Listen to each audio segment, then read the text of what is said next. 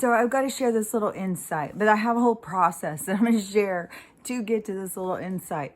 But so in the process, they keep having these planes go over, but it's not just regular planes anymore. It's like, I don't know what it is, because you can hear it. What I would imagine is, I don't know, 50 miles. I don't know how far, like if you were in the air, how far they would go and how long you could hear, but you can hear it for so long. It's not like a normal plane. It's different. And these other planes that they were using already were military. They were different. They sounded different. They sounded like those, the ones out of movies where it's like going and then like that. Only these sound like rockets just for so freaking long. And then, so those have been going all morning. And then all of a sudden, a helicopter came. So I was like, oh, I got to get this stuff. I got to let people hear how dramatic this is. And I don't understand how some people aren't just all running outside all the time. It's like how they just accept it. Like the first year I lived here, there was nothing. And I know we're not getting all the chemtrail things all the time, because it was more when I saw the trees, how they were splattered in the summer. They were splattered with this stuff. It looked like poison, and all parts of the trees started turning orange. And you talk to people and they'd be, oh, that's the so-and-so. That's all these people do. Oh, that's the so-and-so. It's like, oh my God. So, now, so I knew that they sprayed something, but I've always thought that they were putting it in our water. Because, but I mean, they're going to get it in a whole bunch of different ways, not just one way. But I knew that the water was being messed with, especially because once I moved over here and what I started noticing about the water company, and when I was on the board of the HOA, when I started noticing some of the stuff and certain people that get involved, just like I said, the people that move up, and you start seeing, and then some of the stuff with the water company, like there's some weird stuff that went on during Dovik, I'll tell you. And I think, they are part of the enterprise. I mean, who sells you fucking water? Why should we have to pay for water? And so anyways, that whole thing, I just, what I've been going through with the water companies over here really made me start seeing like, oh my God, there's some shady going on with the water. And so, I already was seeing through them. So when I started smelling the water and, turning and going, nah, I'm not taking a drink of that stuff. And plus I could smell it. I was like, okay. And there was so much information coming out. I was just like, okay, there's something up at the water here, what the water I have. And then the electrical shocks that were happening in my body and stuff. And so, but I know that they do the spraying, all the time. But these rockets and stuff going over, they're going way too fast. You can tell. It's not, I think the ones that go really slow, they're probably in whisper mode. We probably don't hear those because of the trees. I can't see up there and see if there's a lot of crisscrossing. Before, when I've seen it, has been more like when I'm driving to town, because they heavily populated areas in cities and anywhere where there's a lot of people, that's where they mostly spray. If you go outside of the city very far, they aren't doing it as much there, but they're going to make sure that they get their poisons in us somehow. Don't you worry about that. They've got that covered. So I was standing outside though, and I was, and right away I start getting all stopped up. My eyes and my nose, everything starts running. And standing there, and I was, looking up at the sky, and I started thinking, oh my God, look at this. It's like the fucking wicked witch of the West, like, come out here, my pretties. Anybody who wants to look at the sky, anybody who's looking for information, anybody who's trying to understand this reality, come on out. Got some poison here waiting for you. So you go out to spend time out there looking to try and see. You're getting huge doses of poison. And every time I go out, I have these horrible allergies. So then when I was out there, I decided, well, it's kind of nice out. So I'm already out here anyways getting poison. I might as well clean up some dog poop. and see if the helicopter comes back over. And so when I was out there, while I was standing on the porch looking and thinking about the sky and stuff, I was looking out at the yard and my like rock formations that I've made out there. And I was noticing one and I was like, oh, I'm going to change that.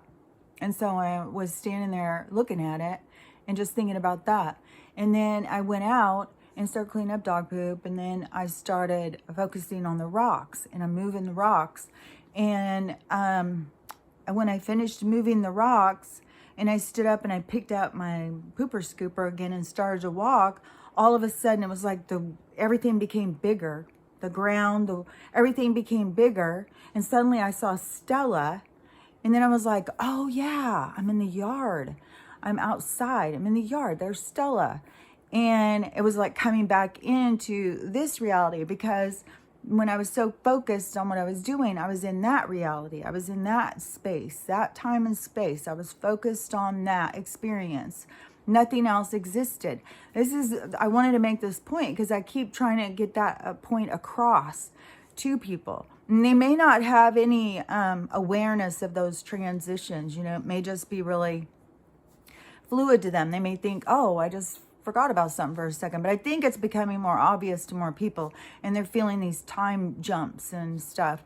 But your reality is what you're looking at, what you're focused on for that time. Then when you refocus on that reality, that one suddenly appears.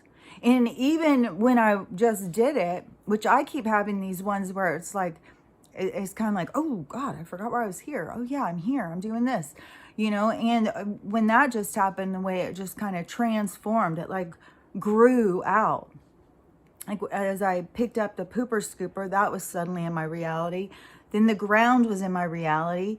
Then a sound became in my reality. I looked up and everything grew out, and that's when I saw Stella, and I remembered where I was and what I was doing. It was weird.